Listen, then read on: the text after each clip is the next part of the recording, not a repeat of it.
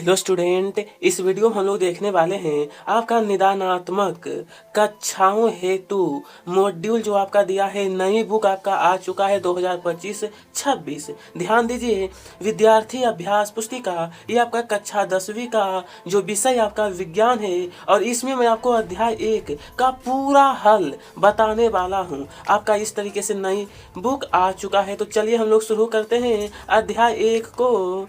देखिए यहाँ पे अध्याय 1 का नाम हम लोग तो अध्याय 1 का नाम दिया है रासायनिक अभिक्रिया एवं समीकरण। और इस प्रकार से देखिए आपको कुछ पॉइंट क्विक रिवीजन दिया है जिसे आप लोग खुद से करिएगा। हम लोग सीधे प्रश्न की ओर आते हैं। आपका प्रश्न शुरू होता है, तो सही विकल्प चुनकर उत्तर लिखिए।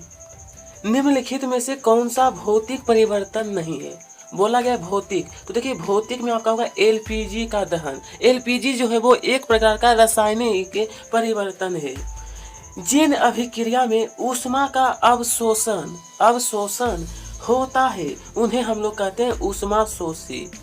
क्या कहते हैं? ऊष्मा शोषी। निम्नलिखित में से कौन सी एक रासायनिक अभिक्रिया नहीं है? तो देखिए रासायनिक अभिक्रिया का बर्फ का पिघलना जो है वो भौतिक परिवर्तन है। ठीक है, चलिए प्रश्न संख्या 4 देखते हैं।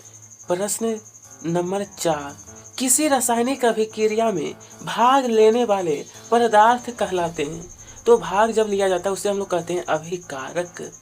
लंबे समय तक सेवन ना करने पर सूखे मेवे सड़ जाते हैं, क्योंकि इसका होगा विकृत गंधिता के कारण। यहाँ पर आपको एक ये समीकरण दिया गया है। तो बोला गया है ऊपर दी गई अभिक्रिया किस प्रकार की है? तो यहाँ पर आपका होगा विस्थापन अभिक्रिया है। कौन सा? विस्थापन। ठीक है, चलिए प्रश्न संख्या 7 नंबर 7, 3 भाग HCl 1 भाग HNO3 को कहा जाता है? तो यहाँ पर होगा आ ऑप्शन अम्ल राज। प्रश्न 8 है, कैल्शियम ऑक्साइड की जल के साथ अभिक्रिया किस प्रकार की होती है? तो इसमें आपका हो जाएगा ऊष्माक्षेपी होता है। प्रश्न 9, यदि मैग्नीशियम रिबन को वायु में दहन किया जाए तो चमकदार श्वेत लोह उत्पन्न होती है एवं यह श्वेत चूर्ण में परिवर्तित हो जाता है। यह चूर्ण रासायनिक रूप से आपका आ ऑप्शन होगा मैग्नीशियम ऑक्साइड। क्या होगा? Magnesium oxide. ठीक है, चलिए आपका ऑब्जेक्टिव खत्म हुआ। अब रिक्त स्थान वाला प्रश्न देखते हैं। यहाँ पर हमसे बोला है रिक्त स्थानों की पूर्ति कीजिए। वे अभिक्रियाएं जिनमें ऊष्मा निकलती है, जिससे ऊष्मा निकलती है उसे कहते हैं ऊष्माक्षेपी अभिक्रिया कहलाती है। अब बोला वे अभिक्रियाएं जिनमें अभिकारकों के बीच आयनों का आदान प्रदान होता है उन्हें कहते हैं हम लोग आयनिक अभिक्रिया कहते हैं। प्रश्न 3, किसी रासायनिक अभिक्रिया का प्रतीकात्मक निरूपण? तो यहाँ पर आपका होगा रासायनिक समीकरण कहलाता है। क्या होगा? रासायनिक समीकरण। लोहे की वस्तुओं को संक्षारण से बचाने के लिए उस पर पेंट करते हैं। नंबर 5 है, ऐसी अभिक्रिया जिसमें एकल अभिकर्मक टूटकर छोटे छोटे उत्पाद बनाता है उसे हम लोग वियोजन अभिक्रिया कहलाती है। अब बोला है लौह चूर्ण पर तनु हाइड्रोक्लोरिक अम्ल डालने से H2 गैस एवं तो यहाँ पर FeCl2 बनता है। और यहाँ पर आपका एक समीकरण दिया गया है। तो बोला गया है यह जो होगा ना आपका विस्थापन का उदाहरण है। यह प्रश्न आपका ऑब्जेक्टिव में भी दिया गया था जो मैं बताया हूँ।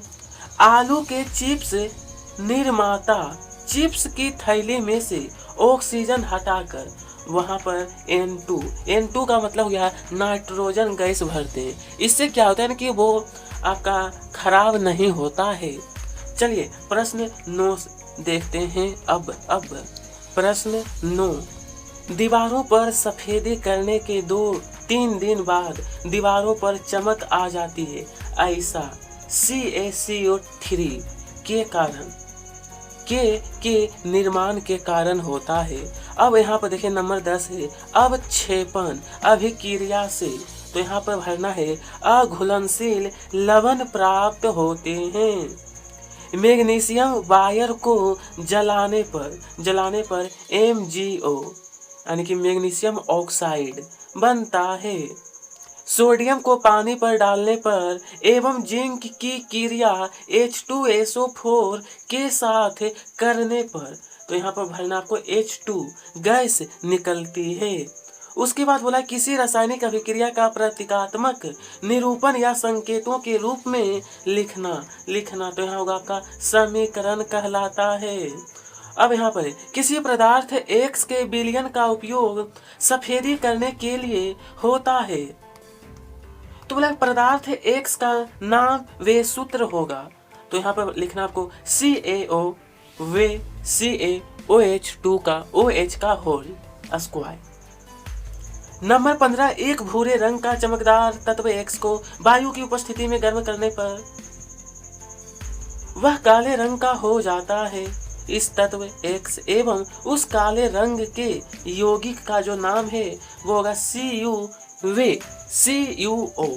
तो चलिए आपका रिक्त स्थान वाला प्रश्न 1 से लेकर 15 तक कंप्लीट हो गया है। अब देखते हैं आगे कौन सा प्रश्न है। चलिए एक वाक्य में उत्तर लिखना है। जैसा कि नंबर 1 है उस गैस का नाम क्या है जो पोप ध्वनि से जलती है, तो आपका होगा हाइड्रोजन, जिसका सूत्र होता है H2 का योग तथा O2 का ह्रास क्या कहलाता है, तो इसका उत्तर रहेगा अपचयन अभिक्रिया।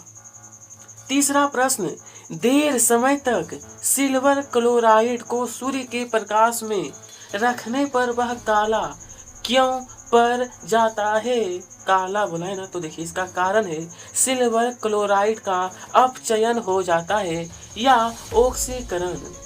नंबर 4 है विस्थापन अभिक्रिया का एक उदाहरण आपको लिखना है AgCl2 प्लस होगा NaNO3। इस तरीके से द्विविस्थापन अभिक्रिया का उदाहरण आप लोग लिखिएगा, ठीक है। नंबर 5 देखते हैं। प्रश्न 5 उस गैस का नाम लिखिए जो पोप ध्वनि से जलती है वे माचिस की तीली को भड़का देती है, तो यहाँ होगा H2 यानी कि हाइड्रोजन।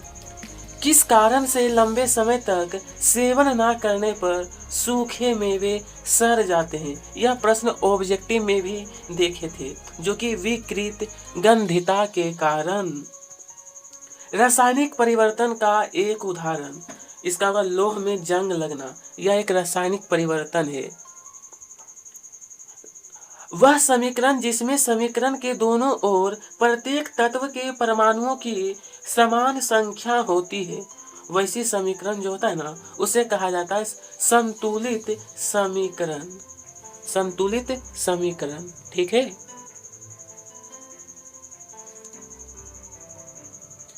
नो किसी रासायनिक अभिक्रिया का प्रतीकात्मक निरूपण या संकेतों के रूप में लिखना क्या कहलाता है, तो ये होगा आपका रासायनिक समीकरण। मतलब संकेत जब हम लोग लिखते हैं ना, जैसे कि हाइड्रोजन का H2 होता है तो उसको हम लोग कहते हैं रासायनिक समीकरण। जब 2 या 2 से अधिक पदार्थ संयोग करके एकल उत्पाद का निर्माण करते हैं तो ऐसी अभिक्रिया आपका हो जाएगा यहाँ पर संयोजन अभिक्रिया कहलाती है। इतना पहले आप लोग भरने के बाद चलिए नंबर 11 देखते हैं, ठीक है। क्वेश्चन 11वां प्रश्न लोहे की वस्तु पर हम पेंट क्यों करते हैं, लोहे की वस्तु पर, तो उत्तर रहेगा जंग से बचाने के लिए। रेडॉक्स अभिक्रिया किसे कहते हैं, रेडॉक्स, तो देखिए ऐसी अभिक्रिया जिसमें ऑक्सीकरण तथा अपचयन दोनों अभिक्रियाएं होती है। 13वां है ऊष्मा शोषी अभिक्रिया किसे कहते हैं? ऐसी अभिक्रिया जिनमें ऊष्मा का अवशोषण होता है। क्या होता है? ऊष्मा का अवशोषण। ठीक है, अब देखेंगे सत्य और असत्य वाला प्रश्न। नंबर 4, सत्य असत्य। सल्फ्यूरिक अम्ल का तनुकरण ऊष्मा शोषी अभिक्रिया है, तो यह आपका असत्य हो जाएगा। जो पदार्थ ऑक्सीकृत यानी उपचयित हो जाते हैं वे ऑक्सीकारक यानी कि उपचायक कहलाते हैं, तो यहाँ पर आपका होगा असत्य। चलिए, शोषण ऊष्मा क्षेपीय अभिक्रिया है, शोषण यह आपका सही है, सत्य होगा। लोहे में जंग लगना भौतिक क्रिया है, आपका असत्य होगा। ऑक्सीजन का ह्रास या हाइड्रोजन का योग अपचयन कहलाता है, यह आपका सही है। देर समय तक क्लोरीन को सूर्य के प्रकाश में रखने पर वह काला पड़ जाता है क्योंकि उसका उपचयन हो जाता है, तो यहाँ पर होगा आपका सही है। यह क्या है? बिल्कुल सही। जिन अभिक्रियाओं में ऊष्मा का अवशोषण होता है उसे ऊष्मा शोषी अभिक्रिया कहते हैं, यह आपका सही है। अब यहाँ पर ध्यान देना है, lead nitrate, lead sulphate, aluminium sulphate के रासायनिक सूत्र ये आपका दिया है, तो क्या यह सही है? तो बिल्कुल सही है, तो सत्य होगा। चलिए 8 तक बताया हूँ, अब 9 नंबर देखते हैं।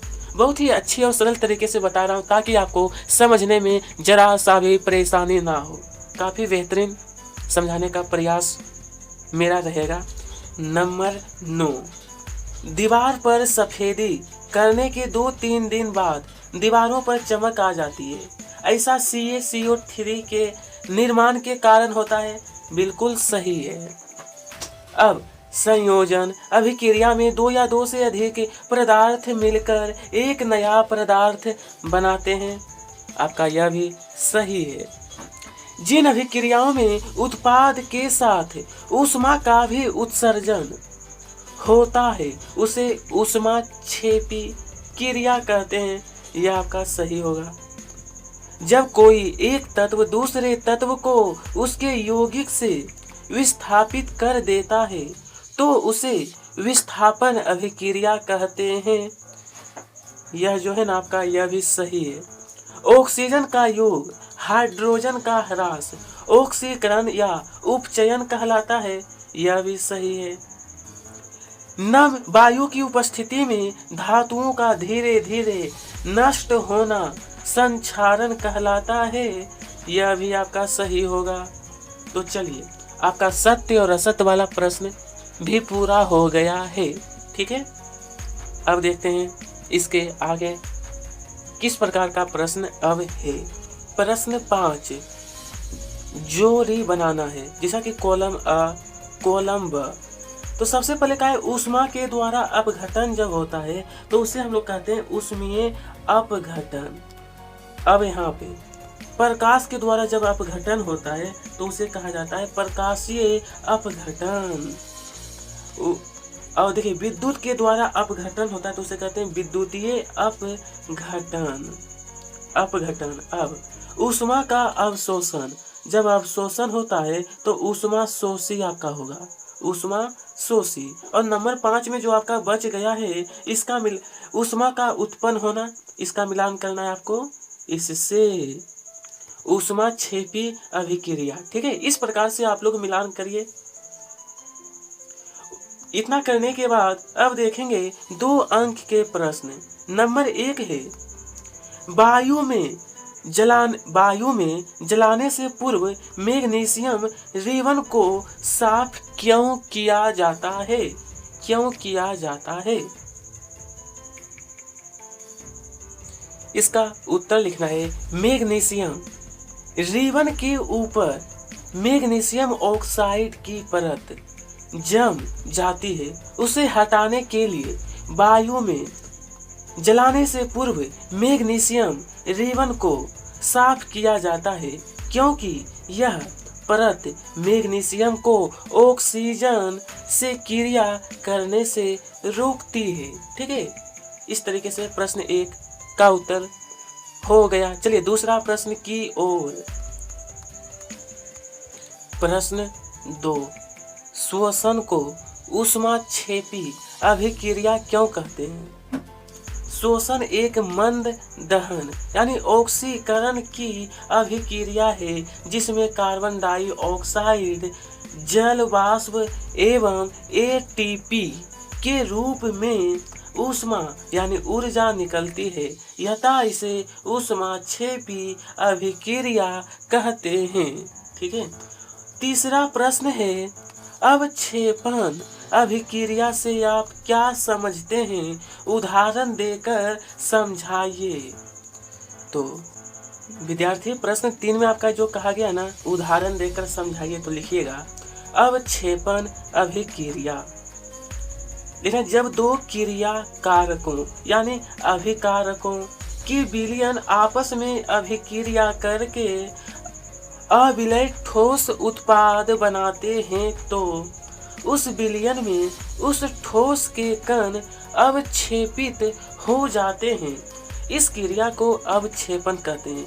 अब कहा गया था उदाहरण आपको देना है, तो उदाहरण में लिखना है, ये आपका समीकरण लिखिएगा। ठीक है, रासायनिक समीकरण ये वाला आपको। प्रश्न 4 कहा गया ना कि तेल एवं वसा युक्त पदार्थों को नाइट्रोजन से प्रभावित क्यों किया जाता है?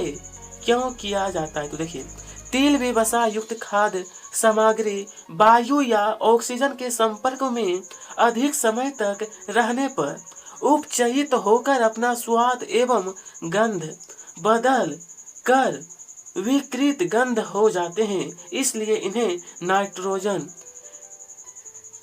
जैसे कम सक्रिय गैसों से प्रभावित किया जाता है। ठीक है, इस तरीके से प्रश्न 3 और प्रश्न 4 का उत्तर पूरा बता दिया हूँ। चलिए प्रश्न 5, लोहे की वस्तुओं को हम पेंट क्यों करते हैं? तो देखिए, लोहे की वस्तुओं को संक्षारण से बचाने के लिए हम उनको पेंट करते हैं जिससे वे नमी के संपर्क में न आए। प्रश्न संख्या 6, सोडियम को मिट्टी के तेल में डुबाकर क्यों रखा जाता है? चलिए आपको लिखना है, सोडियम बहुत अभिक्रियाशील धातु है, यह हवा में स्वतः जलने लगती है, सोडियम ऑक्साइड का निर्माण करती है, इसलिए इसे सुरक्षित रखने तथा आकस्मिक आग को रोकने के लिए सोडियम को मिट्टी के तेल में डुबाकर रखा जाता है। प्रश्न संख्या 7 में कहा गया है कि दवा की बोतल अधिकांशतः रंगीन होते हैं, क्यों? दवा की बोतल अधिकांशतः रंगीन होता है क्योंकि दवाएं प्रकाश की उपस्थिति में ऑक्सीकृत हो जाती है और विषैली हो जाती है, अतः इसे रोकने हेतु दवाओं की बोतल रंगीन होते हैं। कैसा होता है? रंगीन। ठीक है,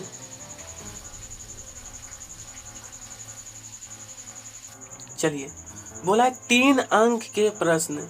नंबर 1 है, क्या होता है जब जिंक धातु का एक टुकड़ा कॉपर सल्फेट के विलयन में डालते हैं? तो देखिए, विलयन का रंग उड़ जाता है क्योंकि जिंक कॉपर का विस्थापन करके रंगहीन जिंक सल्फेट विलयन बनता है। वह में कहा है, एल्यूमिनियम धातु का एक टुकड़ा तनु हाइड्रोक्लोरिक अम्ल में डाला जाता है। तो देखिए, एल्यूमिनियम अम्ल से क्रिया करके हाइड्रोजन, यहाँ पर गैस लिखना है, ठीक है, गैरा लिखा गया है, हाइड्रोजन गैस को विस्थापित कर देती है और एल्यूमिनियम क्लोराइड का रंगहीन विलयन बनाती है। कैसे? क्लोराइड का रंगहीन विलयन। ठीक है, इस प्रकार से प्रश्न ए का अ नंबर, ब नंबर। अब एक और दिया है स, उसे देखते हैं। देखिए, स में है, सिल्वर धातु का एक टुकड़ा कॉपर सल्फेट विलयन में डाला जाता है तो क्या होता है? तो देखिए, सिल्वर धातु के एक टुकड़े को कॉपर सल्फेट के विलयन में डाला जाता तो कोई भी अभिक्रिया नहीं होती, कोई भी अभिक्रिया नहीं होता है। चलिए दूसरा प्रश्न है, क्या विस्थापन अभिक्रिया रेडॉक्स अभिक्रिया भी हो सकती है? एक उदाहरण की सहायता से स्पष्ट कीजिए। तो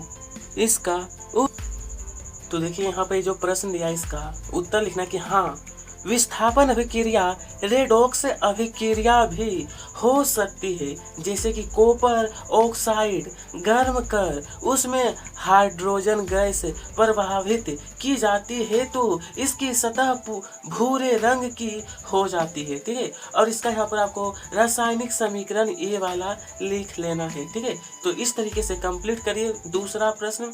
अब प्रश्न 3 है, जब लोहे की कील कॉपर सल्फेट के विलयन में डुबोया जाता है तो विलयन का रंग क्यों बदल जाता है? तो देखिए लिखना कि जब लोहे की कील को कॉपर सल्फेट के नीले विलयन में डुबोया जाता है तो लोहा कॉपर सल्फेट के विलयन से कॉपर को विस्थापित करके फेरस सल्फेट का हरा विलयन बनाता है, इसलिए विलयन का रंग बदल जाता है, विलयन का रंग बदल जाता है। ठीक है, चलिए तीसरा नंबर हो गया है। प्रश्न 4, आलू के चिप्स निर्माता चिप्स की थैली को नाइट्रोजन से क्यों भरते हैं? स्पष्ट कीजिए। तो देखिए आलू के चिप्स निर्माता चिप्स की थैली में ऑक्सीजन हटाकर उसमें नाइट्रोजन जैसे कम सक्रिय गैस से युक्त कर देते हैं, जिससे चिप्स का उपचयन ना हो सके। इसलिए आलू के चिप्स निर्माता चिप्स की थैली को नाइट्रोजन से भरते हैं। ठीक है, चलिए विद्यार्थी प्रश्न 5 देखते हैं। ठीक है, अब प्रश्न 5 बोला है ना कि विकृति गंधिता किसे कहते हैं? खाद्य पदार्थों को इससे बचाने हेतु कौन सी प्रक्रिया अपनाई जाती है? तो देखिए तेल व वसा युक्त खाद्य सामग्री वायु या ऑक्सीजन के संपर्क में अधिक समय तक रहने पर उपचयित होकर अपना स्वाद एवं गंध बदल कर विकृत गंध हो जाते हैं। इसे ही विकृति गंधिता कहते हैं। इसलिए इन्हें नाइट्रोजन गैस सक्रिय गैस से प्रभावित किया जाता है। ठीक है, चलिए विद्यार्थी प्रश्न 5 हम लोगों ने पूरा कर लिए हैं। अब यहाँ पर ध्यान दीजिए। तो प्रश्न 4 है कि 4 अंक के प्रश्न 1, निम्न कथनों को रासायनिक समीकरण के रूप में परिवर्तित कर उन्हें संतुलित करना है। जैसा कि अ, व, स और द दिया है, इसका रासायनिक समीकरण आपको लिखना है, रासायनिक समीकरण में परिवर्तित। तो चलिए सीधे तौर पे मैं आपको उत्तर बता देता हूँ। ठीक है, सभी का अ, व, स, द का। चलिए तो देखिए एक एक करके उत्तर बताता हूँ। सबसे पहले आ नंबर का लिखना है N2 प्लस का 3H2, तो इस तरीके से हो जाएगा। ब नंबर भी इसी प्रकार। उसके बाद स नंबर का उत्तर इस तरीके से आपको बोला गया था रासायनिक समीकरण में आपको परिवर्तित करना है, तो वही आपको रासायनिक समीकरण लिखना था। ठीक है, और उससे बोला गया था संतुलित करने के लिए। तो ये मैं समीकरण भी बता दिया और यहाँ पर संतुलित किया गया है। ठीक है, तो चलिए तो दूसरा नंबर देखते हैं। अब दूसरा प्रश्न 2 है, निम्नलिखित में से कौन सा भौतिक परिवर्तन तथा कौन सा रासायनिक परिवर्तन है आपको बताना है। तो पहला नंबर है पेट्रोल का वाष्पीकरण। पेट्रोल का वाष्पीकरण यहाँ भौतिक नहीं होगा बल्कि रासायनिक होगा, गलत लिखा है। ठीक है, आपको क्या लिखना है? रासायनिक होना चाहिए। ठीक है, रासायनिक होगा, यहाँ पर सुधार कर लीजिएगा। अब बोला एलपीजी का जो दहन है ना, एलपीजी का दहन वो आपका होगा रासायनिक परिवर्तन। फिर ठोस अमोनियम क्लोराइड का उद्वपातन, तो ये आपका भौतिक परिवर्तन है। किसी लोहे की छड़ को रक्त तप्त करना, ये आपका भौतिक परिवर्तन है। क्या होगा? भौतिक परिवर्तन। यहाँ पर सिर्फ सुधार करना है, यहाँ पर भी आपका रासायनिक ही होगा आ नंबर में, ठीक है। रासायनिक परिवर्तन यहाँ मैं फिर से लिख ही देता हूँ, इसे कट करिए, यहाँ लिखिए रासायनिक। तो चलिए इस तरीके से प्रश्न 2 आपका कंप्लीट हो गया। चलिए प्रश्न 3 की तरफ देखते हैं। प्रश्न 3, निम्न में से कौन सा परिवर्तन ऊष्माक्षेपी और कौन ऊष्माशोषी है? ऊष्माक्षेपी का मतलब ऊष्मा का निकलना, ऊष्माशोषी का मतलब अवशोषण करना, ठीक है। तो पहला बोला गया था फेरस सल्फेट का अपघटन, तो ये आपका ऊष्माक्षेपी, क्योंकि गर्म करने पर अपघटन होता है। ब में है सल्फ्यूरिक अम्ल का तनुकरण, सल्फ्यूरिक अम्ल का, तो ये आपका होगा ऊष्माक्षेपी। जल मिलाने पर विलयन गर्म हो जाता है, क्या होता है? विलयन गर्म। अब स में है सोडियम हाइड्रोक्साइड को जल में घोलना, ये आपका हो जाएगा ऊष्माक्षेपी होगा। द में बोला है अमोनियम क्लोराइड को जल में घोलना, ये भी आपका ऊष्माशोषी होगा। कौन सा? तो ऊष्माशोषी। इस तरीके से प्रश्न 3 में आपका अ, ब, स और द चारों हो चुका है। चलिए तो प्रश्न संख्या 4 में कहा है निम्न रासायनिक समीकरण को संतुलित करना है। ये आपका देखिए रासायनिक समीकरण दिया है अ में, बी, सी और डी। तो चलिए सभी को हम लोग ये जो आपका दिया है ना उत्तर लिखने के लिए यहाँ पर आपको करना है। मैं बता देता हूँ संतुलित समीकरण आपको लिखना था। तो पहला नंबर आपका इस तरीके से संतुलित करके मैं बता दिया हूँ, ठीक है। इसी तरीके से दूसरा समीकरण जो दिया इसको संतुलित इस प्रकार से करिएगा जैसा यहाँ पर आपको दिखाया गया है। नंबर 3 इसी तरीके से नंबर 4 आप लोग संतुलित करके लिखना है, और इसमें ज़्यादा कुछ नहीं था, सिर्फ समीकरण को संतुलित करने के लिए बोला गया था, ठीक है। चाहे तो आप लोग नीचे में लिख भी सकते हैं कि संतुलित समीकरण, ठीक है। मतलब ये चारों लिखने के बाद नीचे में लिख लीजिएगा संतुलित समीकरण। प्रश्न 5 में बोला गया है निम्नलिखित अभिक्रिया के लिए संतुलित रासायनिक समीकरण नंबर 1, 2, 3 और 4 दिया है। इसको क्या करना है? सबसे पहले संतुलित रासायनिक समीकरण लिखना है। तो चलिए विद्यार्थी, देखिए विद्यार्थी, प्रश्न 5 जो दिया था इसका उत्तर आप लोग नंबर 1 संतुलित रासायनिक समीकरण इस तरीके से आप लोग बना लीजिएगा, ठीक है। जी सर। दूसरा नंबर भी इसी प्रकार, ये आपका कैसा है? तो रासायनिक संतुलित रासायनिक समीकरण है, ठीक है। इसी प्रकार नंबर 4, और आप लोग चाहे नीचे में लिख भी दीजिएगा कि संतुलित, यहाँ पर लिख दीजिएगा नीचे में, हालांकि नहीं भी लिखिएगा कोई दिक्कत नहीं है, सिर्फ आपको इस तरीके से इतना कर लीजिए। उत्तर आपका 1, 2, 3 और 4। तो नेक्स्ट क्वेश्चन देखते हैं अब। प्रश्न संख्या 6 संयोजन अभिक्रिया को, ध्यान दीजिए यहाँ पर, संयोजन अभिक्रिया वियोजन के विपरीत क्यों होता है? तो इसका उत्तर रहेगा संयोजन अभिक्रिया को वियोजन के विपरीत कहा जाता है। इसका मुख्य कारण यह है संयोजन में दो या अधिक पदार्थ मिलकर एकल उत्पाद बनाते हैं, जबकि वियोजन में एकल उत्पाद टूटकर दो या अधिक पदार्थ बनाते हैं, ठीक है। बस सही आपको लिखना है, ज्यादा बड़ा नहीं लिखना है, ठीक है। तो इस तरीके से प्रश्न संख्या 6 का ये उत्तर हो गया। अब ध्यान दीजिए प्रश्न संख्या 7 में निम्न अभिक्रियाओं के लिए संतुलित रासायनिक समीकरण लिखिए, वे एवं प्रत्येक अभिक्रिया का प्रकार बताना है, ठीक है। देखिए इस तरीके से आपका दिया गया है। तो चलिए विद्यार्थी, इसका उत्तर आपको यहाँ पर लिखना है। देखिए इस तरीके से इसका ए में जो आपका दिया था इसको इस प्रकार से रासायनिक समीकरण लिखना है, फिर बी नंबर, उसके बाद सी,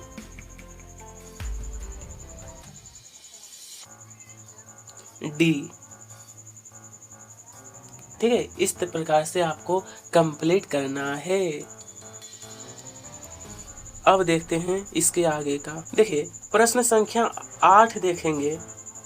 निम्न कथनों को रासायनिक समीकरण के रूप में बोला कि रासायनिक समीकरण के रूप में परिवर्तित कर उन्हें संतुलित करना है आपको।